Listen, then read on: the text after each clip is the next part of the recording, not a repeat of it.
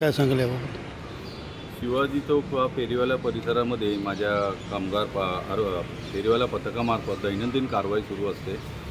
आम्ही बऱ्याचशा मोठ्या प्रमाणात त्यांचा माल जप्त करून ठेवलेला आहे गोडाऊनमध्ये आणि तो माल आम्ही सहजी परत देत नाही आहोत। नाशवंत माल हा आम्ही त्यांची विल्हेवाट लावतो आणि आता जी घटना आपण सांगितली ती आता प्रत्यक्ष जागेवर जाऊन पाहणी करून त्या फेरीवाल्यांवरती कठोर कारवाई करतो। प्रमोद सुभाष शेळके। प्रमोदजी, काय नेमका प्रकार झाला? मी भाजी मार्केटच्या समोर हॉटेल गोपाल कृष्ण तिथे गाडी रनिंगमध्ये पार्क केली असताना माझा भाजीवाला भाजी घेऊन तिथे उभा होता। फक्त गाडीत माल टाकून मला निघायचा होता। तर मी साईडला गाडी लावली असताना रस्त्यावरती अनधिकृत फेरीवाले जे रस्त्याच्या फुटपाथ सोडून रस्त्यामध्ये पार्किंग करणारे गाडी माल रस्त्याच्या मध्ये लावून गाडीवर पार्क केल्यामुळे शिवीगाली करतात, दमदाटी करतात सामान्य लोकांना। आता रस्त्यावरती गाडी जर उभी नाही करणार तर गाडीवाला गाडी कुठे उभी करणार?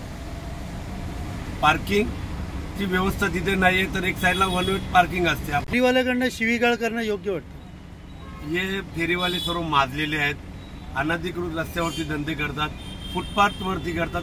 आता फुटपाथ सोडून ते फुटपाथच्या खाली रस्त्यावरती पाय करावं लागले आणि फुटपाथ सोडून एक 5 फुटाचा फेवर ब्लॉकचा लावलेला पॅच असतो, त्या पॅचच्या पण अलीकडे हे लोक आता यायला लागलेले आहेत। फुटपाथ तर घेतलाच काय यांनी, रस्त्याच्या पण आता ह्याच्यात यावं लागले। तर गाडी थोडी साईडला लावल्यानंतर या लोकांचं असं की आमच्या धंद्यात तुम्ही गाडी साईडला घ्यायची नाही। मग गाडीवाल्यांनी गाडी कुठे उभी करायची? आणि कुणाची या लोकांना ना घर ना दार व्यवस्थित नाही, यांचा कुठला हे असतो। हे लोकांच्या आरेतुरेने किंवा रुबाबदारीने भाषा करून शिवीगाली करतात आणि गाडीवाले कोणी असेल तर त्यांना ते उतरून या, खाली उतरा, मारामारीलाही तयार असतात हे लोक। आता तुम्ही काय भूमिका पुढची?